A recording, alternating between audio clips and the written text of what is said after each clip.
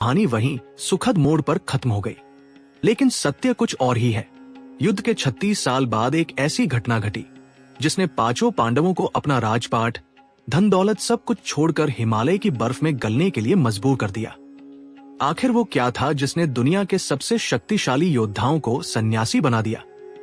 हस्तिनापुर का विशाल और अभेद्य राजमहल, 32 भव्य खंभों वाला वो ऐतिहासिक दरबार, जहां धर्मराज युधिष्ठिर का एकछत्र शासन और अखंड न्याय चलता था। कुरुक्षेत्र के उस भयानक और रक्तरंजित महायुद्ध को बीते 36 वर्ष हो चुके थे। इन 36 वर्षों में आर्यावर्त ने एक ऐसा रामराज्य देखा था जहां न कोई अकाल था, न कोई महामारी और न ही कोई विद्रोह। सब कुछ शांत, समृद्ध और सुखद था। लेकिन नियति का चक्र किसी चक्रवर्ती सम्राट के आदेश से नहीं रुकता। समय की गहराई में एक ऐसा प्रलय पक रहा था जिसकी भनक देवताओं को भी नहीं थी। एक संध्या, जब सूर्य पश्चिम दिशा में रक्त के समान लाल होकर अस्त हो रहा था, हस्तिनापुर के वातावरण में एकाएक एक अजीब सी घुटन फैल गई। हवाओं का बहना जैसे रुक गया। नगर के कुत्तों ने बिना किसी कारण के आसमान की ओर मुंह करके विलाप करना शुरू कर दिया। राजमहल के दियों की लौ बिना हवा के फड़फड़ाने लगी। उसी क्षण राजमहल के मुख्य द्वार पर एक ऐसी आकृति प्रकट हुई जिसे निहारते ही पहरेदारों के हाथों से उनके अस्त्र छूट गए। वे महर्षि वेदव्यास थे। महर्षि वेदव्यास के चरण महल के भीतर पड़े। आज उनकी चाल में वो पुराना ईश्वरीय तेज और गति नहीं थी। उनके कंधे एक अदृश्य भार से झुके हुए थे। उनके मुखमंडल पर ब्रह्मांड का सबसे गहरा और भयानक शोक अंकित था। उनकी आंखें सजल थी और होंठ सूखे हुए थे। युधिष्ठिर ने जब अपने पितामह को इस दयनीय अवस्था में देखा तो उनके हृदय की धड़कन रुक सी गई। एक अनजाना भयानक भय उनकी रीढ़ की हड्डी में दौड़ गया। भीम, अर्जुन, नकुल और सहदेव भी दौड़ते हुए कक्ष में आ गए। द्रौपदी के हाथ से आरती की थाल वहीं संगमरमर के फर्श पर गिरकर चकनाचूर हो गई। पितामह, युधिष्ठिर के स्वर में एक गहरा कंपन था। आपके मुख पर यह प्रलय जैसी उदासी कैसी है? ये अशुभ संकेत कैसे हैं? क्या द्वारका में सब कुशल है? मेरे सखा, मेरे माधव, मेरे कृष्ण कैसे हैं? महर्षि वेदव्यास ने एक गहरी और कांपती हुई सांस ली। उनकी आंखों से आंसुओं की एक गर्म धारा बह निकली। वह क्षण हस्तिनापुर के इतिहास का सबसे भारी और अंधकारमय क्षण बन गया। व्यास जी ने धीमे लेकिन वज्र के समान भारी स्वर में कहा, काल ने सब कुछ निगल लिया। युधिष्ठिर, समय का सबसे क्रूर प्रहार हो चुका है। प्रभास क्षेत्र में अंधक और वृष्णि वंशियों का आपस में महासंग्राम हुआ है। ऋषियों के श्राप और काल के प्रभाव से उत्पन्न हुए लोहे के मूसलों से यादवों ने एक दूसरे को पीट पीट कर मार डाला। उन्होंने एक दूसरे के रक्त से प्रभास की धरती को लाल कर दिया है। संपूर्ण यदुवंश समाप्त हो गया। पांडव मूर्तिवत खड़े रह गए। उनके मस्तिष्कों ने सुन्न होना शुरू कर दिया। महर्षि वेदव्यास के अगले शब्द उनके प्राण हरने वाले थे। व्यास जी ने अपने कांपते हुए हाथ जोड़े। उन्होंने आसमान की ओर देखते हुए कहा, और तुम्हारे सखा, तुम्हारे सर्वस्व, भगवान श्री कृष्ण, उन्होंने भी अपनी लीला समेट ली है। एक शिकारी के बाण को निमित्त बनाकर परमेश्वर अपने स्वधाम लौट गए हैं। उनके पीछे पीछे बलराम जी भी शेषनाग का रूप धारण कर पाताल चले गए। ये पृथ्वी अब अनाथ हो गई है। युधिष्ठिर, इस समाचार ने हस्तिनापुर के उस विशाल और भव्य कक्ष में मौत जैसा भयानक सन्नाटा ला दिया। अर्जुन के पैर बुरी तरह लड़खड़ा गए। वो महाबली अर्जुन, जिसने अकेले खांडव वन जलाया था, जिसने शिव से पाशुपतास्त्र प्राप्त किया था, जिसने कुरुक्षेत्र के मैदान में लाखों योद्धाओं का सहार किया था, आज एक असहाय मनुष्य की तरह घुटनों के बल फर्श पर गिर पड़ा। उसकी आंखों से आंसुओं का ऐसा बांध टूटा जो रुकने का नाम नहीं ले रहा था। भीम की भारी गदा उनके हाथ से छूटकर जमीन पर गिरी। उसकी गूंज पूरे महल में टकराई, किंतु भीम को वह गूंज सुनाई नहीं दी। उनका विशाल मस्तक पूरी तरह सुन्न हो चुका था। नकुल और सहदेव बेसुध होकर एक खंभे का सहारा लेकर फर्श पर बैठ गए। द्रौपदी, जो अपने जीवन की हर विपत्ति में, हर अपमान में एक चट्टान की तरह अडिग खड़ी रहती थी, आज उसकी आंखों में जीवन की अंतिम लौ बुझती हुई दिखाई दी। कृष्ण नहीं रहे, वह कृष्ण जो उनका एकमात्र रक्षक था, उनका परम मार्गदर्शक था, उनकी हर श्वास का कारण था। कृष्ण के बिना ये संसार, ये राजपाट, ये जीवन, सब कुछ एक ही क्षण में निरर्थक, खोखला और राख के समान हो गया था। युधिष्ठिर बिल्कुल चुप रहे। उनके चेहरे की मांसपेशियां तन गई थी। उनकी आंखों से एक भी आंसू नहीं गिरा, बल्कि उनमें एक भयानक, अनंत शून्यता छा गई। उन्होंने अपने हाथों को देखा, उन हाथों को जिन्होंने धर्म की रक्षा के लिए अपनों का ही वध किया था। उन्होंने उस स्वर्ण जड़ित राज सिंहासन को देखा।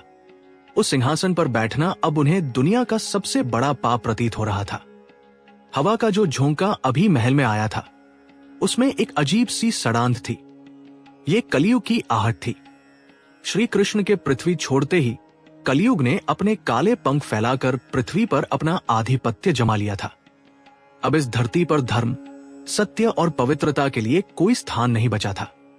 युधिष्ठिर ने अपने दोनों हाथ जोड़े और एक गहरी सांस लेकर कहा, काल पचती भूतानी कालः संहरते प्रजा, काल सुप्तेषु जागर्ति कालो ही दुर्तिक्रमा। अर्थात ये काल ही है जो सभी प्राणियों को पकाता है, काल ही प्रजा का सहार करता है। जब सब सो रहे होते हैं तब भी काल जागता रहता है। काल की गति और उसके प्रहार को कोई नहीं रोक सकता। पितामह, युधिष्ठिर की आवाज में दुनिया भर का परम वैराग्य उतर आया था। उनका स्वर इतना शांत था कि वो डरावना लग रहा था।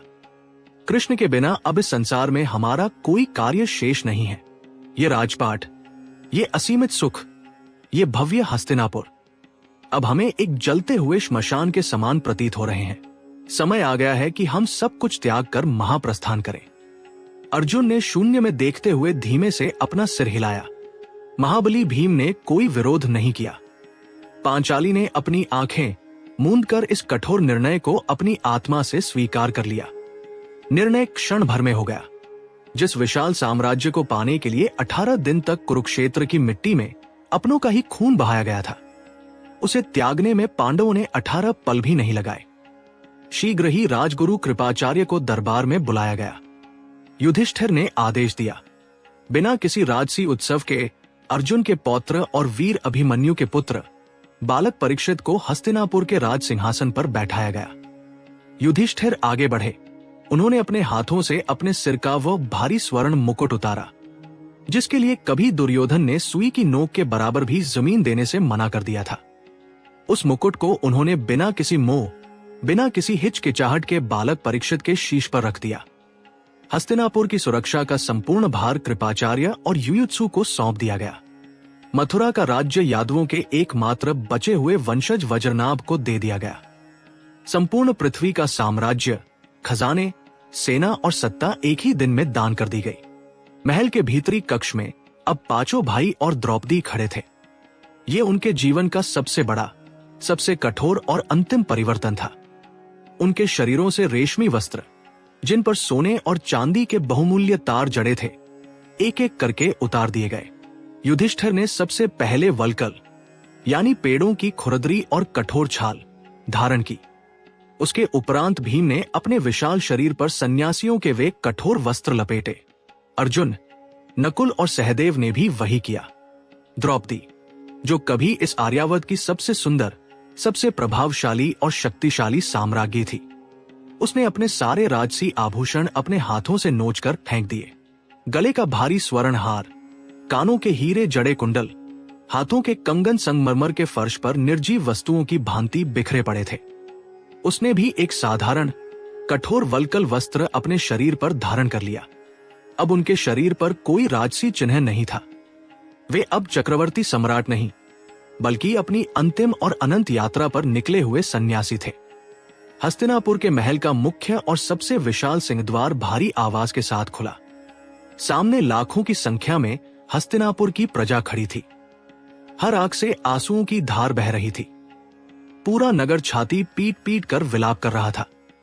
द्वार पर एक भयानक हाहाकार मचा हुआ था।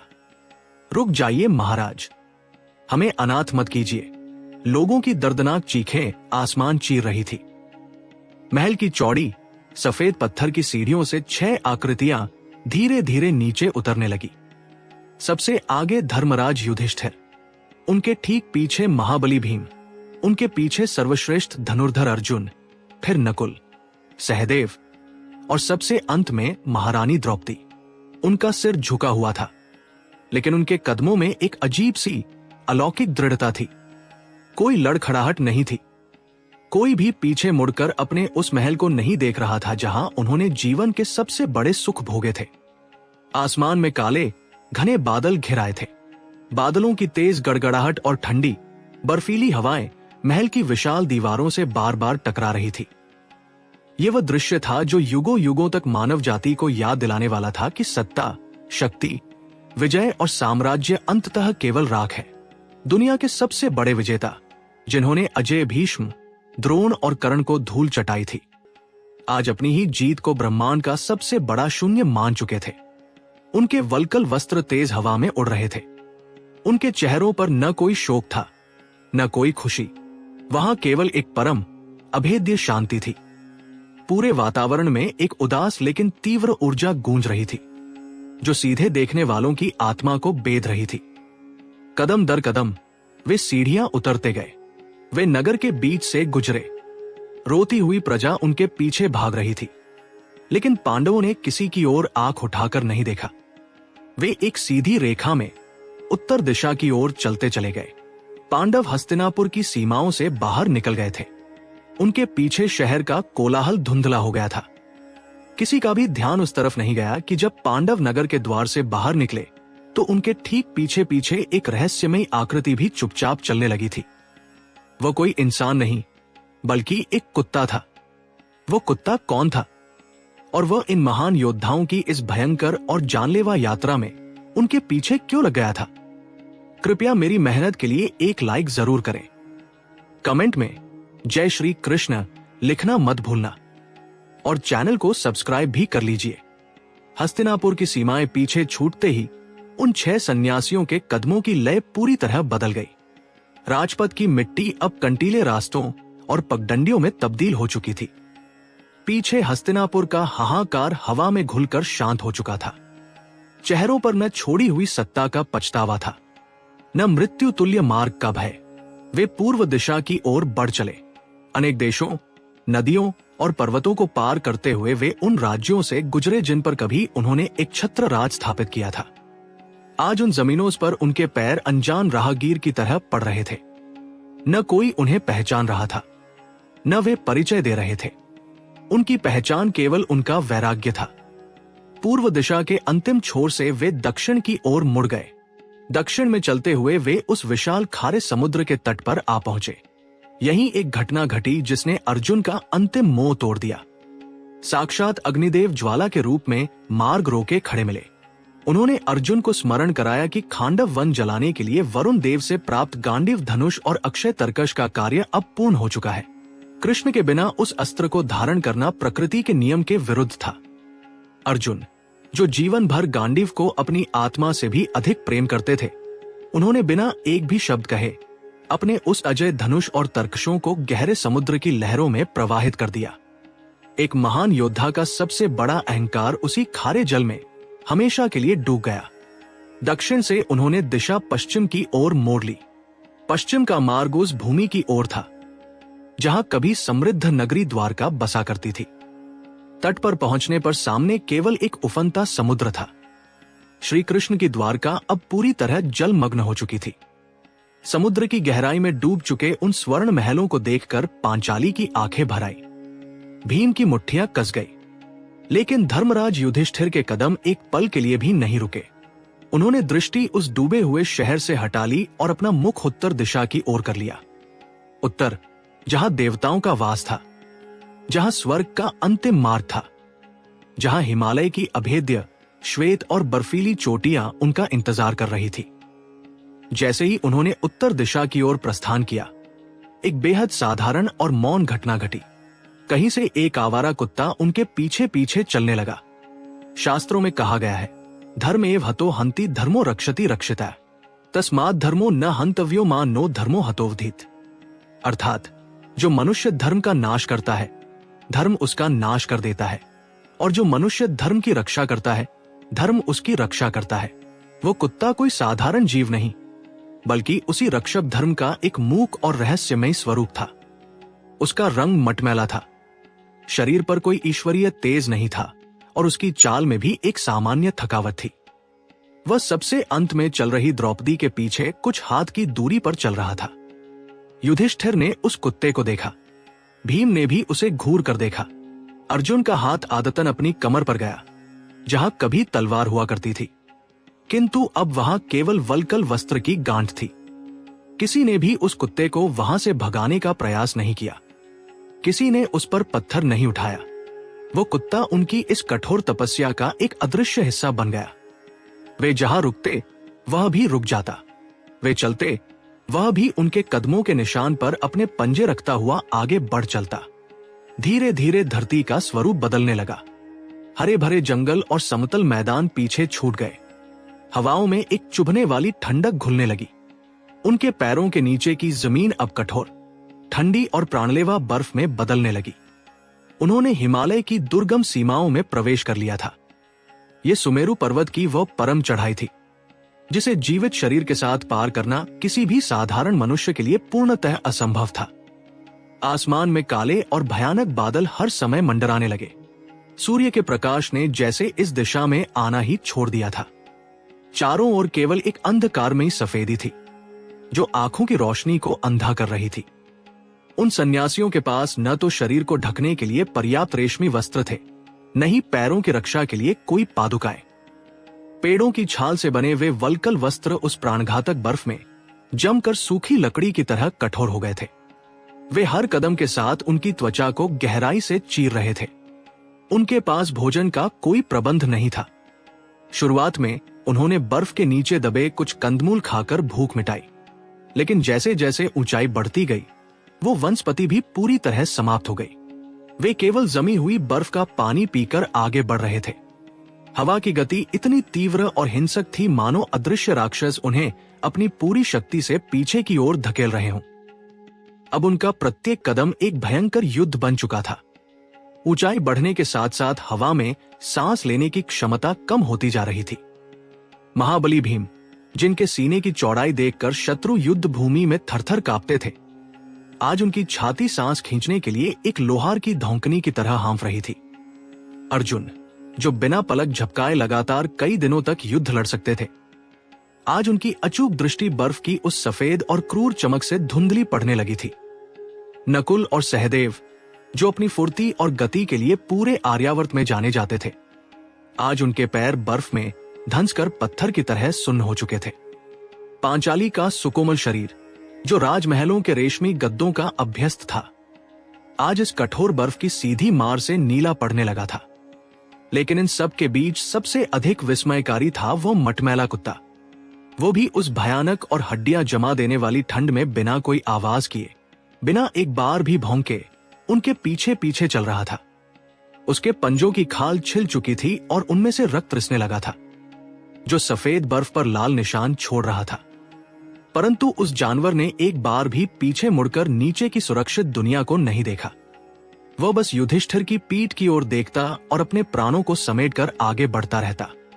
धर्मराज युधिष्ठिर सबसे आगे चल रहे थे। उनकी चाल एक यंत्र के समान निर्विकार हो गई थी। वे न तो दाएं देखते थे, न बाएं, और न ही एक बार भी पीछे मुड़कर अपने भाइयों या पत्नी की दयनीय अवस्था का जायजा लेते थे। यह संपूर्ण दृश्य विशाल और निष्ठुर प्रकृति के सामने मनुष्य के अहंकार के टूटने का सजीव प्रमाण था। बर्फीली हवाएं पहाड़ों की संकरी खाइयों से टकराकर ऐसी भयानक और डरावनी आवाज कर रही थी मानो प्रलय के दिन हजारों शंख एक साथ फूंके जा रहे हों। लेकिन उन 6 मनुष्यों और एक जानवर के बीच एक आध्यात्मिक, गहरा और अभेद्य मौन छाया हुआ था। कोई किसी से बात नहीं कर रहा था। वहां किसी भी प्रकार के संवाद के लिए कोई ऊर्जा शेष नहीं थी। वे एक सीधी पंक्ति में चल रहे थे। सबसे आगे युधिष्ठिर, उनकी रीढ़ की हड्डी अभी भी बिल्कुल सीधी और तनी हुई थी। उनका चेहरा बर्फ की मार से जम चुका था। पलकों पर सफेद बर्फ की परत जम गई थी, लेकिन उनकी आंखों में एक अभेद्य, असीम शून्यता थी। उनके ठीक पीछे भीम, फिर अर्जुन, नकुल, सहदेव और सबसे अंत में द्रौपदी। उस अंतहीन सफेद बर्फीले कैनवस पर वे 6 काले बिंदुओं के समान लग रहे थे, जो धीरे धीरे आकाश की ओर रेंग रहे थे।